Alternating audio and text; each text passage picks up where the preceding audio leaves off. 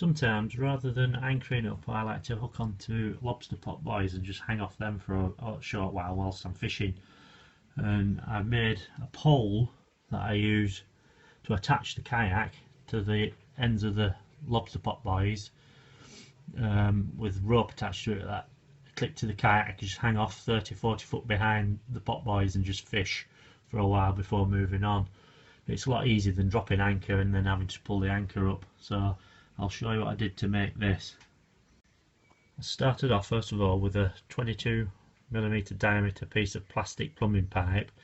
It's about just over a metre long. At this end I had some 6mm chrome, thick chrome wire that I bent round into a hook. Then I got a piece of oak, square oak, that I drilled a hole through the middle of it to put the wire through. I carved the oak, or whittled it away so it fit in the end of the pipe. The wire goes down the inside, which I've bent over again to make another loop, which attached the rope.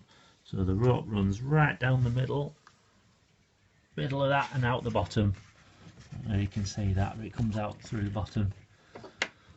And on that I've got about 40 foot of just cheap rope that I use to attach it either to a carabiner on my anchor trolley, or on a quick release knot to the side of the kayak so I can jettison it quick if I need to make a quick getaway. This end I've just I've put some foam on just to make it float a bit, and then wrapped some ducting tape around it, and that helps it slot in my rod holders as well a lot easier. So that's just really to help it go in the rod holders, so when it's in the back of my tank well, it slots into the rod holders and don't fall around all the time, flop about. So that's basically it. It's quite easy to make, a lot easier than dropping anchor every time you make a move. It just hooks on the end. I drop back on the kayak and that's it. I've got a loop in the rope halfway along which I attach a pellet or a float.